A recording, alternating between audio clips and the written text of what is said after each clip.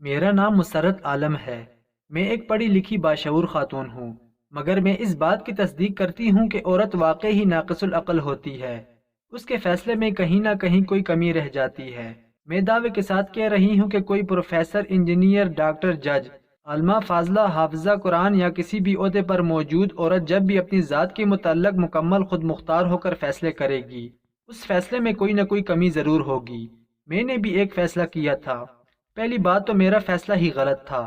دوسرا، اس میں بہت سی خامیاں تھیں۔ میرا تعلق سرگودا کی تحصیل بھلوال کے ایک دور دراز گاؤں سے ہے۔ میری ساری فیملی الحمدللہ پڑھی لکھی ہے۔ میں بھی کیمسٹری میں ایم فل کر رکھا ہے۔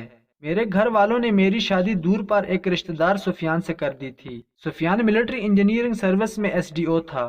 بلا شبہ وہ اچھی شکل و صورت اور شخصیت کا مالک تھا، مگر میں نے دوران تعلیم ہی اپنے یونیورسٹی کے کولیگ فرحان کو پسند کر لیا تھا۔ میرا اور فرحان کا تعلق بہت آگے جا چکا تھا، مگر جب گھر والوں نے مجھ سے سفیان کے متعلق پوچھا تو میں نے سوچنے کے لیے کچھ وقت مانگ لیا اور فرحان کو کہا کہ وہ بھی میرے گھر اپنے والدین کو بھیجے۔ فرحان نے والدین کو بھیجنے کی حامی تو بھر لی، مگر وقت مقرر نہ کیا۔ میں نے جتنی بار بھی یقین دہانی چاہی، فرحان نے معاملہ ہفتہ 10 دن تک لٹکا دیا۔ جب ہفتہ 10 دن گزر جاتے تو وہ پھر کوئی نہ کوئی نیا بہانہ گھاڑ کر ہفتہ 10 دن کا ٹائم بنا لیتا۔ جب چوتھی بار میرے والدین نے مجھ سے میری مرضی جاننا چاہی تو میں چاہ کر بھی انکار نہ کر پائی اور نہ ہی والدین کو اپنی پسند فرحان کے متعلق بتا سکی۔ میں نے والدین کی رضامندی میں ہی اپنی رضامندی ظاہر کر دی۔ یوں میری اور سفیان کی نسبت طے ہو گئی۔ میں نے فرحان کو منگنی سے آگاہ کر دیا اور یہ بھی کہا کہ اگر اس کے والدین اب بھی مان لیں تو میں اپنے گھر والوں کو منا لوں گی، مگر فرحان نے ایک بار پھر ٹال مٹول سے کام لیتے ہوئے کہہ دیا کہ جوڑے آسمانوں پر بنتے ہیں، میرے لیے اتنا ہی کافی ہے کہ تمہارے دل میں میرا پیار موجود ہے، ہو سکے تو مجھے اپنی محبت اور قرب ہمیشہ بخشتی رہنا۔ فرحان نے مجھے ایک بار پھر اپنی محبت بری رومانوی باتوں سے مول لیا اور میں نے شادی کے بعد بھی فرحان سے تعلق رکھنے کی حامی بھر لی۔ یوں دل میں فرحان کو بسائے میں نے نکاح نامے پر دستخط کرتے ہوئے سفیان کو اپنی مجازی خدا مان لیا اور اس کے ساتھ رخصت ہو کر آ گئی۔ شروع میں سب نارمل رہا۔ جب سفیان اپنی ملازمت پر چلا جاتا تو میں فرحان کو بھی ٹائم دے لیتی، اپنی غیر محرم سے محبت بھی نبھا لیتی، اور سفیان آتا تو اس کے سامنے پارسا بن کر اپنا گھر بھی بچا لیتی۔ اللہ تعالیٰ نے مجھے پہلی اولاد بیٹی سے نوازا۔ اس کے بعد ہم دونوں میاں بیوی نے باہم رضامندی سے اولاد میں 3 سال کا وقفہ کرنے کا فیصلہ کیا، مگر 3 سال بعد دوبارہ میرے پیٹ میں نئے وجود کی تخلیق نہ ہو سکی۔ اسی دوران فرحان نے مجھے ورغلانا شروع کر دیا اور مجھے کہنے لگا کہ تم کسی اور کی ہو کر رہو، یہ مجھ سے برداشت نہیں ہوتا، میں تم سے شادی کرنا چاہتا ہوں، مگر گھر والے نہیں مانتے، تو میں کورٹ میرج کے لیے تیار ہوں۔ اگر تم بھی ہمت کرو تو ہم ثابت کر سکتے ہیں کہ محبت سچی ہو تو لوگ لاکھ چاہیں جدا نہیں کر سکتے۔ میں جو پہلے ہی کسی اور کے نکاح میں ہونے کے باوجود فرحان کے قرب کو ترستی رہتی تھی اور اپنے شوہر میں بھی فرحان کو تلاش کرتی رہتی تھی، جب مجھے میری محبت ملتی ہوئی محسوس ہوئی تو میں نے اسی وقت حامی بھر لی اور جان بوجھ کر کسی ذریعے سے سفیان تک اپنے اور فرحان کے تعلقات کی خبر پہنچا دی۔ مگر حیرت انگیز طور پر میرے شوہر نے روایتی مردوں کی طرح بنا طیش میں آئے جذباتی فیصلہ کرنے کے، مجھے مارنے پیٹنے یا طلاق دینے کے، مجھے نرمی سے سمجھایا۔ مجھے میرے والدین کی عزت کے متعلق سوچنے کا کہا، بیٹی اور گھر کے متعلق سوچنے کا کہا، مگر میں کسی بھی صورت میں فرحان کے ساتھ تعلق رکھنے سے باز نہ آئی۔ تو مجھے قرآن و حدیث کی روشنی میں غیر محرم سے تعلقات کے عذاب کے بارے میں بتایا۔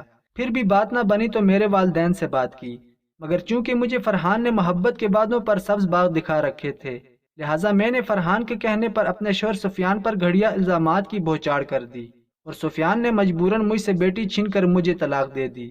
میں نے بجائے والدین کے گھر عدت گزارنے کے فرحان کے ساتھ فرار ہو گئی اور عدت پوری ہونے کے بعد نکاح کا انتظار کرنے لگی۔ اسی دوران فرحان کے کہنے پر میں نے اپنے سابقہ شوہر پر بیٹی حوالگی کا کیس کر دیا۔ فرحان نے مل ملا کر فیصلہ میرے حق میں کروا دیا، جو بظاہر کسی بھی صورت میں ممکن نہ تھا۔ یوں میری 5 سالہ بچی بھی مجھے مل گئی اور طلاق کے 1 سال بعد فرحان نے مجھ سے نکاح کر لیا، مجھے لے کر کراچی چلا گیا۔ کراچی میں نے پرائیویٹ کالج میں پڑھانا شروع کر دیا اور شام کو اکیڈمی بنا لی، جبکہ فرحان نے کسی پرائیویٹ فرم میں جاب شروع کر دی۔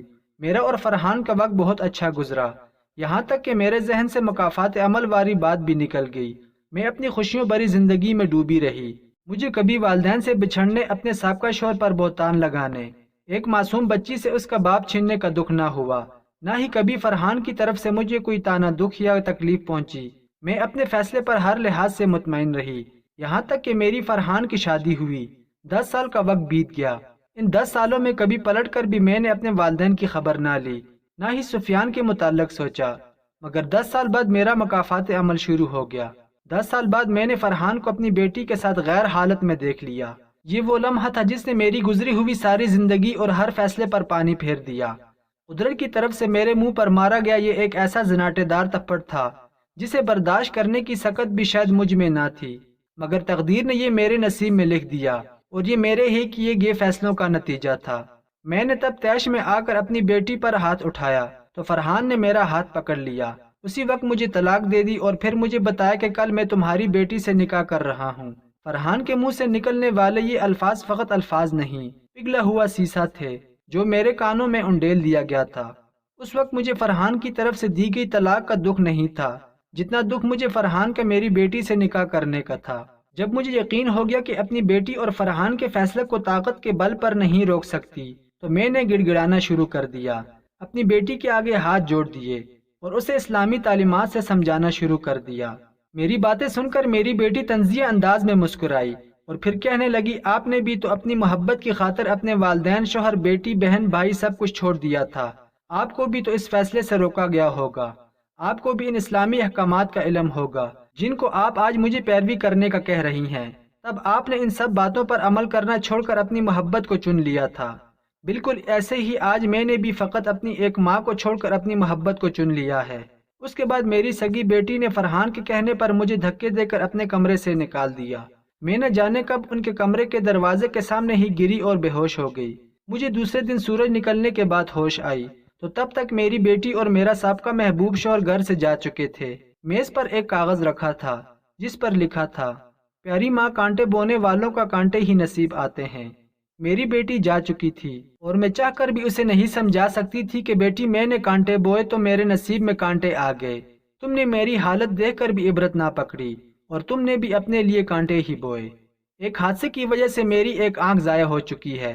میں نے اکیڈمی پڑھانا چھوڑ دی ہے، بلکہ پڑھانا نہیں چھوڑی، جیسے جیسے لوگوں کو میرا ماضی اور میری بیٹی، میرے شوہر کے تعلقات کا پتہ چلتا گیا، لوگ خود ہی مجھ سے اپنی بچیوں کو دور کرتے گئے۔ میں اتنا پڑھی لکھی ہوں کہ میں آج بھی کراچی کے ایک فلاحی ادارے میں مقیم ہوں۔ اپنے ماضی پر اللہ تعالیٰ سے معافی کی طلبگار ہوں اور اپنی بیٹی کے لیے دعا گو ہوں، مگر مجھے نہیں لگتا میری دعائیں میری بیٹی کو مکافات عمل سے بچا پائیں گی۔ آخر میں آپ سب کو نصیحت کروں گی کہ جوڑے آسمانوں پر بنتے ہیں، لہٰذا جو آپ کے نصیب میں آ جائے اسے اللہ تعالیٰ کی عطا سمجھ کر قبول کر لیجئے۔ شوہر کو مجازی خدا کا مرتبہ دیا گیا ہے، لہٰذا اس کے حکم کی تابع رہیں۔ غیر محرم سے تعلق ایک ایسا عمل ہے جس کی سزا جلد یا بدیر اسی دنیا میں مل کر رہتی ہے، لہٰذا اس کے حکم کی تابع رہیں۔